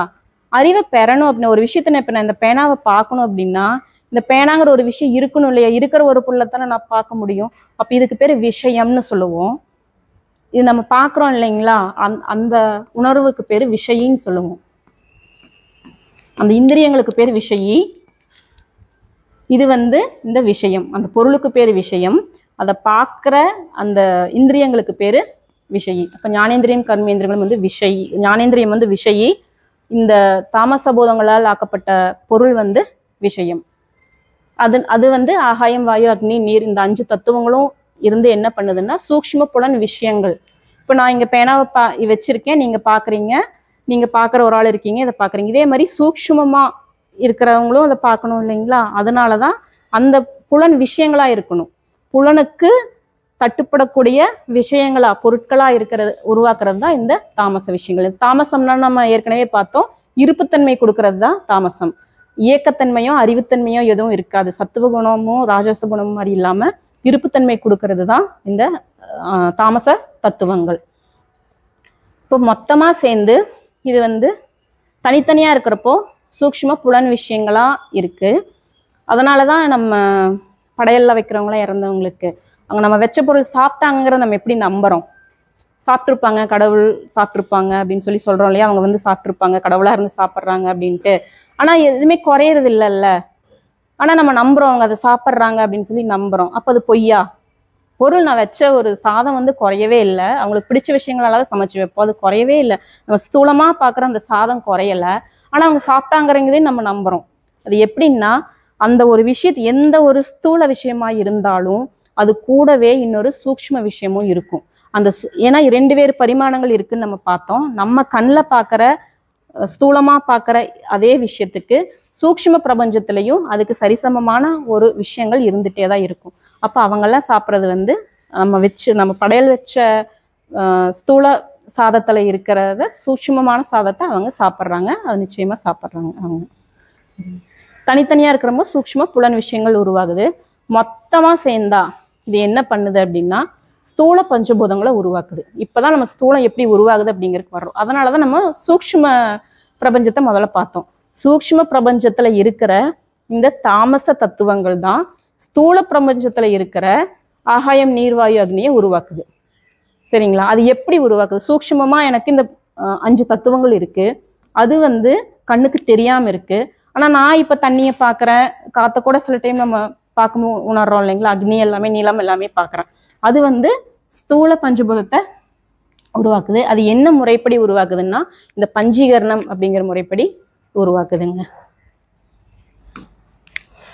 ஓகே, அந்த பஞ்சீகரணம் என்னங்கிறது அப்படின்னு நம்ம அடுத்தது பார்ப்போம். இப்போ அங்கே அந்த கர்ணம் அப்படின்னு ஒரு வேர்டு பார்த்தோம் இல்லைங்களா? அந்த கர்ணம் அப்படின்னா அந்த அப்படின்னா உள்ள, அந்த ஹ அப்படின்னா உள்ளே அப்படின்னு அர்த்தம். கரணம்னா கருவி, உள்ள இருக்கிற கருவிகள். நம்ம உள்ளம்னு சொல்றோம் இல்லைங்களா? மனம் உள்ளம் எல்லாம் சொல்றது தான் இந்த அந்த கரணம் அப்படிங்கிறது. அதை வந்து நம்ம பொதுவாக மனம்னு மொத்தமாக சொல்லிடுறோம்.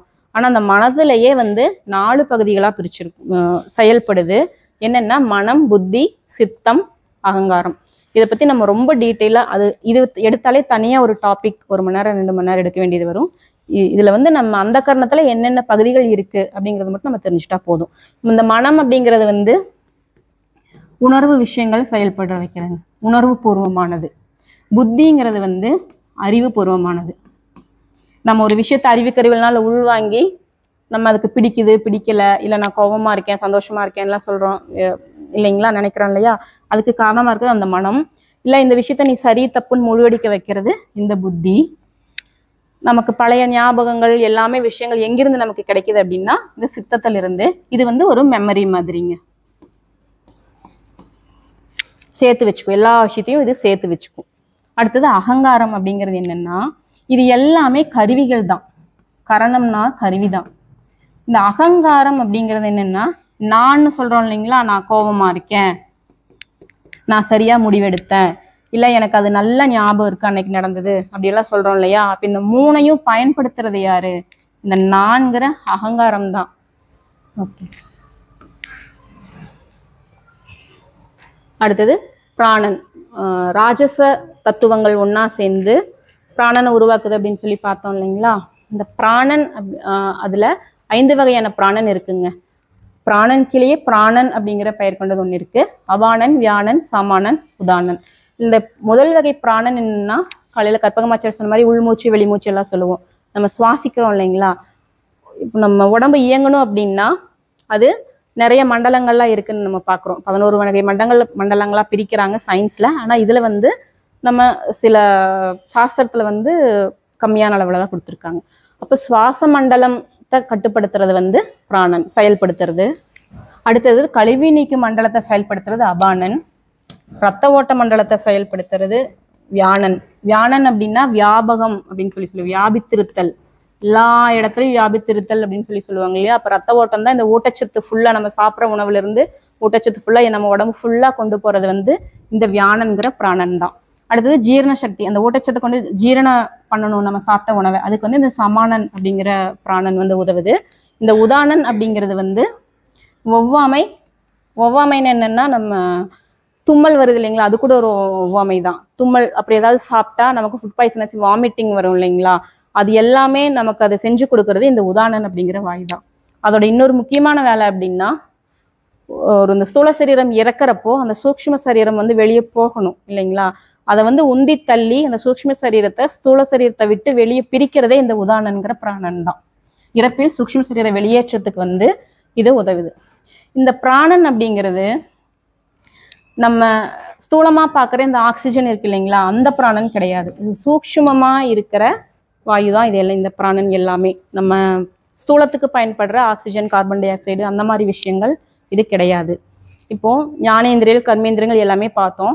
அந்த கரணம் 3ஐயும் பார்த்தோம் சூக்ஷ்ம சரீரத்தில். இது 3 தனித்தனி கருவிகளாக தனித்தனி உறுப்புகளாக இருக்குது இல்லைங்களா? இப்போ நம்மக்கிட்ட நிறைய பூ இருக்குது. அந்த பூ வந்து தனித்தனியாக வச்சுருந்தோம்னா அது ஏதாவது பயன்பட முடியுங்களா? அதை எடுத்து நம்ம மாலையாக போட முடியுமா? முடியாது. அது ஒரு நூல் வச்சு கட்டணும் இல்லையா? அந்த மாதிரி இந்த ஞானேந்திரிய கர்மேந்திரிய அந்த கரணத்தை கட்டுறதுக்கு பயன்படுற ஒரு விஷயம்தான் இந்த பிராணங்கிறது. அது எந்த அமைப்பில் இருக்கும்னா, நம்ம ஸ்தூலமா நூல்னு சொல்றோம், சூக்ஷ்மமா அது வந்து நாடின்னு சொல்லுவாங்க. அந்த நாடிகள் தான் வந்து நாடி வலைப்பின்னல்னால தான் இந்த மொத்த சூக்ஷ்ம சரீரமும் கட்டப்பட்டு செயல்படுத்தப்பட்டு வருது.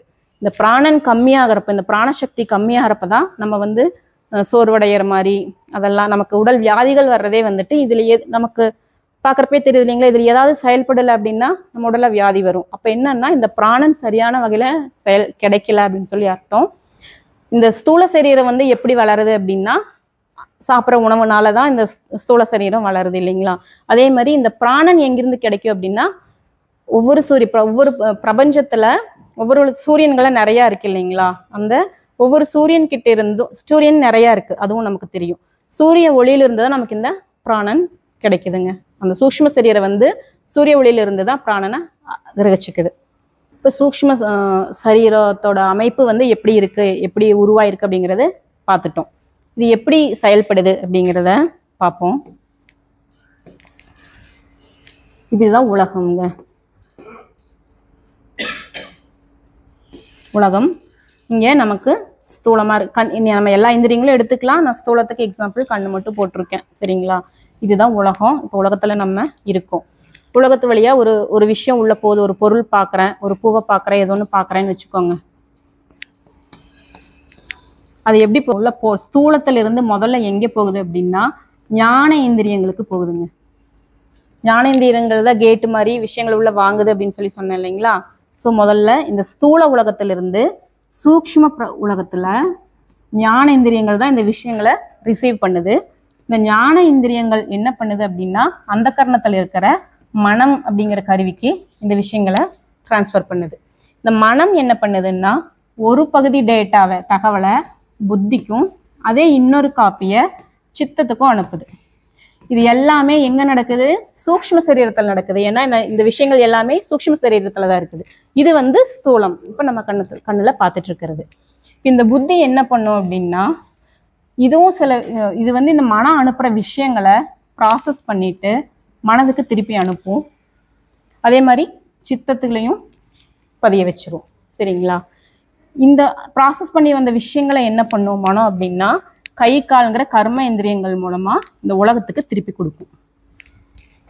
ஓகேங்களா. இப்போ இந்த மனம் கொடுக்கறத புத்தி வந்து இது சரி தப்பு அப்படின்னு சொல்லி டிசைட் பண்ணி மனசுக்கு கொடுக்கும். ஒரு பொருள் பார்க்குறோம், ஒரு காய் கனி ஏதாவது ஒன்று பார்க்குறோம், அது வந்து ஞானேந்திரியங்கள் வழியாக கண்ணு மூலமாக நம்ம பார்க்குறோம், அது மனசுக்கு போகுது. மனசு என்ன பண்ணும்? இது சாப்பிடுன்னு சொல்லும், இல்லை இது ஒரு ஆசை வரும், இல்லை வேண்டான்னு சொல்லும் இல்லைங்களா. அது என்ன பண்ணும்? அது புத்திக்கு அனுப்பிடுது அந்த விஷயத்த. அந்த புத்தி வந்து என்ன, ஏற்கனவே சித்தத்துல பதிவாயிருக்கு, இது மாம்பழம் தான் சாப்பிடலாம் அப்படின்னு சொல்லி சித்தத்திலிருந்து அதோட தகவலை எடுத்து நீ சாப்பிடு அப்படின்னு சொல்லி சொல்லும். அப்போ அந்த மனம் வந்து தகவலை கர்மேந்திரியமான எதுக்கு கொடுக்கும்? வாய் முதல்ல கைக்கு கொடுக்கும், கை வந்து அதை எடுத்து சாப்பிடும் இல்லைங்களா. அப்போ மறுபடியும் இது ஒருவேளை புதுசா ஒன்று நம்ம ட்ரை பண்றோம் அப்படின்னா அதையும் சித்தத்துல இது பதிவு பண்ணி வச்சிரும் புத்தி. இப்போ மனம் வந்து புத்தி சொல்ல கேட்காம டைரக்டாகவும் சில விஷயங்கள் செய்யும். இதே ஒரு பழத்தை இல்லை வேற ஏதாவது இந்த பானை அந்த மாதிரி பொருளை ஒரு குழந்தை பார்க்குதுன்னு வைங்களேன், நமக்கு என்ன பண்ணுது? புத்தி மனசுலேருந்து புத்திக்கு நம்ம அனுப்பி புத்தி சொல்றதை கேட்டு இது மண்ணு சாப்பிடாத, இது மாம்பழம் சாப்பிடுன்னு சொல்லி புத்தி சொல்றதை கேட்டு தான் நம்ம இதை செயல்படுறோம். ஆனால் ஒரு குழந்தைக்கு வந்து ஒரு 7 மாதம் 8 மாதம் குழந்தை எதை எடுத்தாலும் வாயில வைக்கும் இல்லைங்களா. அப்போ அதுக்கு என்ன புத்தி நம்ம என்ன சொல்றோம்? இன்னும் அவங்க வளரணும், குழந்தைக்கு வளரணும் அப்படின்னு சொல்லி சொல்றோம். அப்போ அது மனசு சொல்றதை கேட்டு உடனே செய்யுது. சாப்பிட்ற விஷயத்துக்கு மட்டும் இல்லை, நம்ம சில முடிவுகள் எடுக்கிறதும் அப்படிதான். புத்தி சொல்றதை கேட்டு எடுத்தோம்னா அந்த முடிவுகள் சரியானதா இருக்கும். மனம் சொல்றதை கேட்டு உடனே எடுத்துட்டோம், அந்த செயலை செஞ்சுட்டோம். இப்போ கோபம் வருது, நம்ம ஏதாவது ஒன்று பொருளை தூக்கி வீசுறோம், இல்லை வார்த்தைகள் ஏதாவது வெளிப்படுத்துறோம் அப்படின்னா புத்தி சொல்லு, இல்லை இந்த மாதிரி செய்யறது தர்மம் இல்லை, எல்லாம் சொல்லி கொடுத்துருக்காங்க, பெரியவங்க சான்றோர்கள் சொல்லி கொடுத்துருக்காங்க, அதை செய்யக்கூடாது அப்படின்னு சித்தத்துல நம்ம படிச்சிருப்போம். ஸ்கூல்ல இருந்து நம்ம குருஜி மாதிரியான அவங்கெல்லாம் சொல்லித்தரது சித்தத்துல வச்சிருக்கோம். அதுல இருந்து எடுத்து புத்தி ப்ராசஸ் பண்ணி மனசுக்கு கொடுத்து மனசு கர்மேந்திரியங்களை செய்ய வைக்கிற வரைக்கும் பொறுமையா இருந்தோம்னா தப்பிச்சிட்டோம். இல்லை அவசரப்பட்டு செஞ்சோம் அப்படின்னா அது வந்து அதர்ம செயலா போயிடும், சரிங்களா.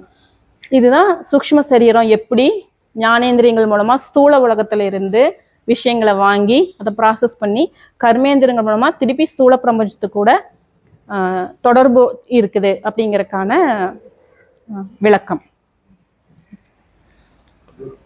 ஸ்தூல சரீரம் எப்படி உருவாகுது, பஞ்சீகரணம் நிறைய இடங்கள்ல பார்த்தோம் இல்லைங்களா. அது என்ன அப்படின்னா, சூக்ஷ்மமா பஞ்சபூதங்கள் நமக்கு கிட்ட இருக்கு. சூக்ஷ்ம ஆகாயம், சூக்ஷ்ம வாயு, சூக்ஷ்ம அக்னி. இது இந்த சூ போட்டால் தமிழில் போடுவோம், இப்படி போட்டோம்னா சமஸ்கிருதத்தில் இதுதான் கரெக்டான வார்த்தை. சூக்ஷ்ம நீர், சூக்ஷ்ம நிலம். இந்த நிலத்துக்கு பிருத்திவின்னு சொல்லுவோம், நீருக்கு ஆபகன்னு சொல்லுவோம். வாயு அக்னி அதெல்லாம் அதே தான். சரிங்களா. இது எல்லாமே வந்து தன்மாத்ரா அப்படின்னு சொல்லுவோம். தன்மாத்திரை அப்படின்னா இதுல எதுவுமே கலப்பே இல்லை. பஞ்சபூதங்கள் வந்து சூக்ஷ்மத்துல எதுவுமே கலக்கவே கலக்காது. அப்பஞ்சீகரணம்னு பார்த்தோம் இல்லைங்களா, பஞ்சீகரண கலப்பே நடக்காம தான் சூக்ஷ்ம பிரபஞ்சத்துல இருக்கு. அதனால தான் மாத்திரை மட்டும் இருக்கிறதுனால இதுக்கு வந்து தன்மாத்திரைகள் அப்படின்னு சொல்லுவோம். அது வந்து பஞ்ச தன்மாத்திரா அப்படின்னு சொல்லுவாங்க.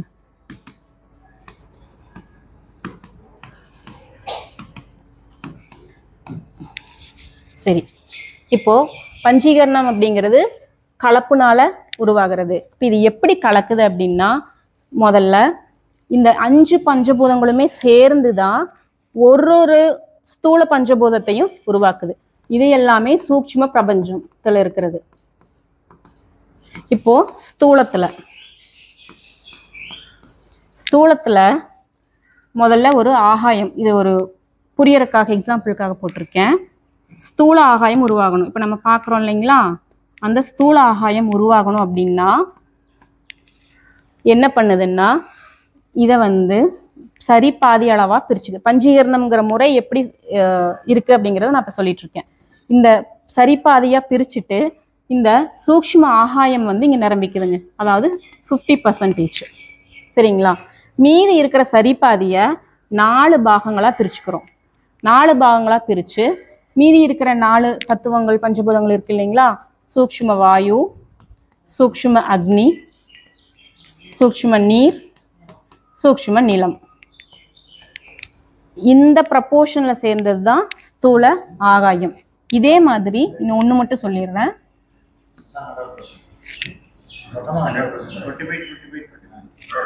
இது வந்து 12.5 25 வராங்க. 12.5 12.5, இது 12.5, இது ஒரு 12.5, மொத்தமாக 100% வருங்க.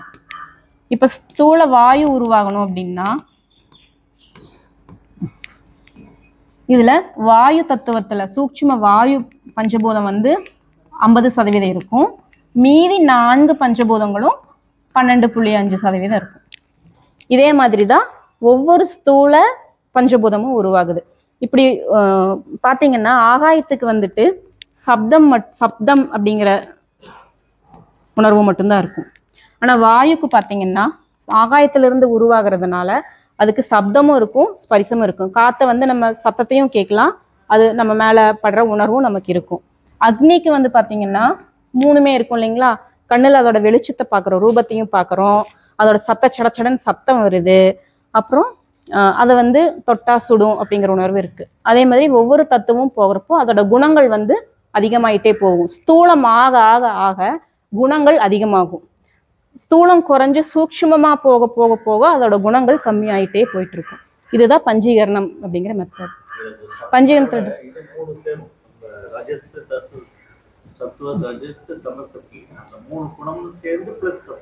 தாமசம் மட்டும்தான் வருங்க. ஸ்தூல பிரபஞ்சம் உருவாக்குறதுக்கு தாமச குண தத்துவம் மட்டும்தான் வரும். ராஜச குணம் இது வந்து சூக்ஷ்ம சரீரத்துக்கு மட்டும்தான் பங்கு பெறாது. சத்துவ குணமும் ராஜச குணமும் ஸ்தூல பிரபஞ்ச உருவாக்கத்துல பங்கு பெறாது. சரிங்களா. ஸ்தூல உடல் ஆகட்டும் இல்லை ஸ்தூல பொருட்கள், நம்ம உடல் இருக்கு, நம்ம அனுபவிக்கணும்னா நமக்கு கல் மண் இல்லை ஸ்டார்ஸு பிளானட்ஸ் எல்லாமே இருக்கு இல்லைங்களா. இது அத்தனையுமே சூக்ஷ்மத்தில் இருக்கிற தாமச குண துகள்கள்ல இருந்து உருவாகி வர்றது தான். அந்த இருப்பு அந்த தன்மை மட்டும் இருக்குங்க. ஸ்தூல உடலுக்கு இருப்புத்தன்மை மட்டும்தானே இருக்கு, அது ஒன்றும் கருவி எதுவும் கிடையாது. சூக்ஷ்ம பஞ்சபூதங்கள் வந்துட்டு ஸ்தூல பஞ்சபூதங்களை மட்டும்தான், இந்த பஞ்சீகரண முறைப்படி ஸ்தூல பஞ்சபூதங்களை மட்டும்தான் உருவாக்குது. அதாவது நம்ம கண்ணில் பார்க்கக்கூடிய ஆகாயம், வாயு, அக்னி, நீர், நிலம், நெருப்பு, இந்த ஸ்தூல பஞ்சபூதங்கள் வந்துட்டு ஒன்னோட ஒன்று கலந்து தான் ஸ்தூல பொருள்களும் ஸ்தூல உடலும் உருவாகுது. ஆனால் அது எப்படி கலக்கணும் அப்படிங்கிறது ஒவ்வொரு பொருள். இப்போ ஒரு மரம் உருவாகணும், மரப்பொருள் உருவாகணும்னா அதுக்கு ஒரு விதமான இது நடக்கணும். ஒரு கல் உருவாகணும்னா அதுக்கு ஒரு விதமான இது நடக்கும். இந்த மனித உடலும் இங்க பூமியில இருக்கிற ஒவ்வொரு கல், செடி, மரம் மாதிரி விஷயங்களும் இல்லை ஆகாயத்தில் இருக்கிற கோள்கள், நட்சத்திரங்கள் எல்லாமே இந்த ஸ்தூல பஞ்சபூதங்களோட கலப்புனால உருவாகுது. சூக்ஷ்ம பஞ்சபூதங்களோட கலப்பு பஞ்சீகரண முறைப்படி நடந்து ஸ்தூல பஞ்சபூதங்கள் உருவாகுது. ஸ்தூல பஞ்சபூதங்கள் ஒன்னோட ஒன்று கலந்து ஸ்தூல பிரபஞ்சத்துல இருக்கிற மனித உடலையும் மற்ற பொருட்களையும் உருவாக்குது. இதுதான் கான்செப்டுங்க. அடுத்தது காரண சரீரம். இந்த காரணம் அப்படிங்கிற வார்த்தையிலிருந்தே நமக்கு புரிஞ்சுக்க முடியுது ஏதோ ஒரு காரணம் இருக்கு அப்படின்னு சொல்லிட்டு. இந்த சரீரத்துக்கு வந்து இந்த காரண சரீரத்துக்கு ஏதோ காரணம் பொருள் இருக்கு அப்படின்ட்டு. இதோட அர்த்தம் என்னன்னா காரணம் இல்லைன்னா மூலம் அப்படின்னு சொல்லுவோம். ஏதோ ஒன்று உருவாகிறதுக்கு இது ஒரு மூலமா இருக்கு, இல்லை ஒரு காரணமா இருக்கு அப்படின்னு சொல்லி சொல்றாங்க. என்ன உருவா இருக்கு அப்படின்னா சூக்ஷ்ம ஸ்தூல சரீரங்கள் உருவாகுது இல்லைங்களா, அதுக்கு காரணமே இந்த காரண சரீரம் தான். அது எப்படி இருக்கு, அமைப்பு எப்படி இருக்குன்னு பார்த்தோம். சூக்ஷ்ம சரீரமும் ஸ்தூல சரீரத்தோட அமைப்பு எப்படி இருக்குன்னு பார்த்தோம். சத்கர்மஜன்யங்கிற ஒரு வார்த்தை பார்த்தோம் இல்லைங்களா. அந்த சத்கர்மஜன்யத்தை நம்ம சத்கர்மஜன்யம் செஞ்சதுனால இந்த ஸ்தூல சூக்ஷ்ம சரீரங்கள் உருவாகுது. அந்த சத்கர்மஜன்யத்தை ஏன் செய்யறோம் அப்படிங்கிறதுக்கு காரணமே இந்த காரண சரீரம் தான். இந்த காரண சரீரம் இருக்கிறதுனால தான் நம்ம எல்லாரும் இங்க உட்காந்து பேசிட்டு இருக்கோம், இந்த சத்சங்கத்துல கலந்துட்டு இருக்கோம். இந்த காரண சரீரம் மட்டும் இல்லை அப்படின்னா நம்ம இங்க இப்படி உட்காந்து பேசிட்டு இருக்க வேண்டிய அவசியமே இல்லை. ஓகே, இது எதனால ஆனது காரண சரீரம் அப்படின்னா ஸ்தூல சூக்ஷ்ம சரீரங்களை போல இது ஒரு கட்டமைப்பெல்லாம் இதுக்கு கிடையாது. அதனால இது வந்து நம்ம இது இப்படித்தான் இருக்கும் இந்த காரண சரீரம் அப்படின்னு சொல்லிட்டு நம்மளால ஒரு வார்த்தைகளால விளக்கி வகைப்படுத்தி சொல்ல முடியாது. அதை வந்து அநீர்வச்சனியம் அப்படின்னு சொல்லி சொல்றாங்க. வச்சம், வாச்சம்னா பேசுறது. சொல்லால் வந்து இதை விளக்க முடியாது. அதனால இதுக்கு ஒரு கட்டமைப்புங்கிறது கிடையாதனால விளக்க முடியாது. தன்மை வந்து உருவாக்க காரணம் ஸ்தூல சூக்ஷ்ம சரீரங்கள். பிறப்பு இறப்பு ஸ்தூல சரீரம் போலயே இதுக்கும் பிறப்பு வந்து இல்லை, கொடான கோடி பிறவிகளா இருக்கு, அனாதி. இறப்பு வந்து அதே மாதிரி விதேக முக்தி. சூக்ஷ்ம சரீரம் எப்படி இல்லாம போகுதோ ஜீவன் முக்தர்களுக்கு ஸ்தூல உடல் அழியிறப்போ காரண உடலும் இல்லாம போயிடும். இதோட அமைப்பு என்ன அப்படின்னா இதுல வேற்றுமைகளே இல்லை. அந்த வேற்றுமைகள் விகல்பம் அப்படிங்கிறதுக்கு வந்து வேற்றுமைகள்னு சொல்லுவோம். விதவிதமா இருக்கிறதுக்கு பேர் தான் விகல்பம்னு சொல்லுவோம். நிர்விகல்பம்னா அந்த வேற்றுமைகளே இல்லாம இருக்கிறது. இப்போ ஒரு செடி இருந்ததுன்னா அதுக்கு ஒரு வேறு, தண்டு, இலை அப்படியெல்லாம் உறுப்புகள் காட்டுறோம் இல்லைங்களா. அதே மனுஷன் எடுத்துட்டா கை, கால் அப்படின்னு சொல்லிட்டு வெளியே இருக்க ஸ்தூலத்துக்கு உறுப்புகள் காட்டுறோம். ஆனா இந்த காரண சரீரத்துக்கு வந்து நம்ம இப்படிதான் இருக்கும்னு சொல்லிட்டு ஒரு ஸ்ட்ரக்சர் கொடுக்கவே முடியாது. அதனால அது வந்து நிர்விகல்பம். வார்த்தைகளால் விளக்க முடியாதனால அநீர்வச்சனியம், வேற்றுமைகள் இல்லாதனால இது நிர்விகல்பம். அடுத்தது அறியாமை ரூபம் ஆனது. ரூபமே இல்லைன்ட்டு அது என்ன அறியாமை ரூபம். இந்த இடத்துல ரூபம்ங்கிறது எப்படின்னா நம்ம சுவாமிஜி கருணையே வடிவாய் உட்காந்துருந்தாருன்னா அந்த கருணைக்கு ஒரு வடிவம் கொடுக்க முடியுமா என்ன நம்மளால? அது ஒரு இதுக்காக பேச்சுக்காக சொல்றது இல்லைங்களா. அந்த மாதிரி இதோட ரூபம் என்னன்னு பார்த்தோம்னா ரூபம் இல்லைதான், ஆனா அது வந்து அறியாமை. சரிங்களா, அறியாமைங்கிறது தான் இது. அதை வந்து சமஸ்கிருதத்துல அவித்யான்னு சொல்லுவோம். வித்யா அப்படின்னா அறிவு, அவித்யா அப்படின்னா அறியாமை. மூன்றாவது என்னன்னா சத்ஸ்வரூப அஞ்ஞானம். சத்து அப்படிங்கிறது என்னன்னா நான் யாரு. இந்த இடத்துல சத்து அப்படிங்கிறது என்னன்னா உண்மையான இருப்பு என்ன அப்படிங்கிறது. இப்போ தன்னியல்பு பற்றிய அஞ்ஞானம்னா அறியாமை. நான் யாருங்கிறது தெரியாம இருக்கிறது தான் இந்த காரண சரீரத்தோட அமைப்பே. இது எப்படி எடுத்துக்கலாம் அப்படின்னா ஒரு விதை ரூபமா இருக்கு அப்படின்னு எடுத்துக்கலாங்க. இப்போ ஒரு விதை வந்து முளைச்சி வெளியே வருது, செடியாவும் மரமாவும் ஆகுதுன்னா அதுக்கு வந்து அதை நம்ம அமைப்புகள் குறிக்கிறோம். செடியில இருக்கிற இலை, தண்டு, வேர்னு சொல்லிட்டு. ஆனா விதைக்குள்ள இருக்கிற விஷயத்த நம்மளால பார்க்க முடியுமா? பார்க்க முடியாது இல்லைங்களா. அந்த விதைக்குள்ள இருக்கிற தகவல். ஓகேங்க. இப்ப இதுல வந்து என்னன்னா இந்த மூன்று உடல்கள் நம்ம பார்த்தோம் இல்லையா, சூக்ஷ்மம், ஸ்தூலம், சூக்ஷ்மம், காரணம். இந்த மூன்று உடல்களுமே ஜடம்தான். இது வந்து எதுவுமே ஒண்ணு ஒரு கருவிகளாக தான் பயன்படுது. ஓகேங்களா. அது வந்து ஜடத்தை நம்ம என்னன்னு சொல்லுவோம், அறிவில்லாத பொருளை தான் ஜடம்னு சொல்லுவோம் இல்லையா. ஆனா எனக்கு 3 உடல் இருக்குன்னு சொல்லிட்டீங்க, நான் மனுஷன் தானே, எனக்கு அறிவு இருக்குதானே, எனக்கு எப்படி நீங்க அறிவு இல்லை அப்படின்னு சொல்லலாம்னா அப்போ 3 ஜடம் ஆனா எனக்கு அறிவு இருக்கு அப்படின்னா அப்ப அந்த அறிவு வந்து அந்த 3 உடல்களோடது இல்லை, அது வேற ஏதோ ஒன்னோடது இல்லைங்களா. அதுதான் வந்து நம்ம ஆத்மான்னு சொல்லுவோம். அதை பத்தி பின்னாடி வர்ற ஆச்சாரியர்கள் வந்து விளக்கமா சொல்லுவாங்க. இப்போ இந்த தேகம் அப்படிங்கிறது சரீரம்னு பார்த்தோம். இந்த தேகி அப்படிங்கிறது தான் இந்த ஆத்மா, அதாவது அறிவு கொடுக்கக்கூடியது. சரிங்களா. இந்த தேகியும் தேகமும் சேர்றப்பதான் இந்த ஜீவன் அப்படிங்கிற ஒருத்தன் உருவாரான், நமக்குள்ள இருக்கான். நம்ம அங்க அகங்காரம்னு பார்த்தோம் இல்லைங்களா, நான் அப்படிங்கிறது. இந்த ஆத்மா வந்து இந்த தேகத்தோட கலக்கிறப்பதான் இந்த ஜீவன்கிற ஒண்ணே உருவாகுது. அப்போ இதோட அறிவுள்ள இந்த ஆத்மா இந்த தேகத்தோட கலக்கலை அப்படின்னா அது என்ன, ஜடம் தானே. ஒரு கார் இருக்கு, ரிமோட் கண்ட்ரோல் கார் இருக்கு, அதுல பேட்டரி கழட்டிட்டீங்கன்னா அது ஓடுமா? அது ஜடம் தான். அதுக்குள்ள பேட்டரி இன்சர்ட் பண்ணாதான் அது செயல்படும். அந்த மாதிரி இந்த அறிவுடைய பொருள் இந்த ஜடத்தோட சேர்றப்பதான் ஜீவன் அப்படிங்கிற அகங்காரம் வந்து உருவாகுது. அது எப்படி உருவாகுது, ஏன் அது கலக்குது, அதையெல்லாம் வந்து ஆச்சாரியர்கள் வந்து அடுத்தடுத்த வகுப்புகள் எடுக்க இருக்கிறாங்க. இத்துடன் என்னுடைய முறை நிறுத்திக் கொள்கிறேன். நன்றி.